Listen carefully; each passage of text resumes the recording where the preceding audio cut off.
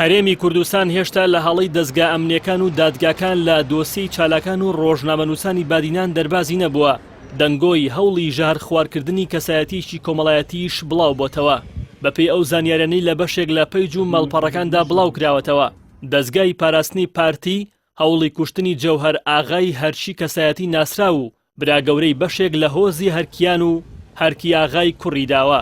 زانیارەکان ئاماژە بۆ دەدەن دەستگای پاراستن کە خۆی لە ڕاگەاندراوێکدا ئەو تۆمەتەی ڕەت کردەوە، ویستویەتی جەوهەر ئاغا و هەرکی ئاغای کوڕی لە ڕێی ژەهر پێدانەوە بکوژێت، بەڵام هەوڵەکە پێش جێبەجێکردنی شکستی پێهێنراوە.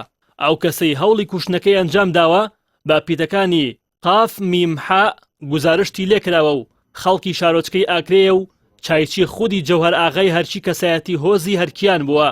دوای ئاشکرابوونی هەوڵی کوشتنەکە بنەماڵی جەوهەر ئاغا لەگەڵ بکەری هەوڵی کوشتنەکە تەواوی هەوڵەکە و پەیوەندی چایچێکە لەگەڵ کەسێک کە گوایە ئەفسەری پاراستنی پارتیە بە ڤیدیۆ تۆمار دەکەن. لای خۆیەوە دەستگای پاراستنی پارتی لا ڕوونکردنەوەیەکدا لەو بارەیەوە تەواوی بابەتەکە ڕەت دەکاتەوە و بە سیناریۆی بێبنەما ناوی دەبا و خودی بڵاوکردنەوەی هەواڵەکەش بەکاری چەند سایت و پەیجێکی سەر بە لاهوری شێخجەنگی هاوسەرۆک یەکێتی نیشتیمانی دەزانێت. دەستگای پاراستن ئەو بانگەشە و دەنگۆیە بە هەوڵی ڕاکێشانی سۆزی هۆزی هەرچی دەدەنێت بۆ هەڵبژاردنەکانی عێراق.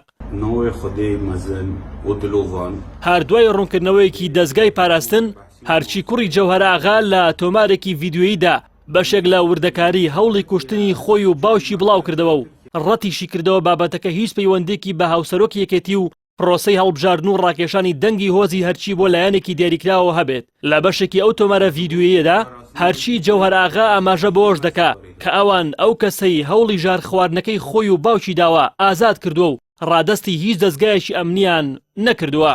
دەستگای پاراستن دەستگایەکی ئەمنی سەر بە پارتی دموکراتی کوردستانە، هاوشێوەی دەستگای زانیاری یەکێتی وەک دەستگایەکی حکومی تێکەڵ بە دامەزراوی حکومت کراوە. پاراستن بۆ یەکەم جار لە ساڵی 1960 دروست کراوە. وەک چاودێران دەڵێن لە ناوەکەیەوە دیارە ئەرشی پاراستنی پارتی دموکراتی کوردستان یان ژمارەیە کەسایەتەکانی دیاریکراوی نێو پارتەکەیە لە مێژووی نزیکدا لە هەرێمی کوردستان لە چەندین دۆسەی ڕفاندن، کوشتن، تیرۆرکردن و هەوڵی تیرۆرکردندا پەنجەی تۆمەت ئاڕاستەی دەستگای پاراستنی پارتی کراوە.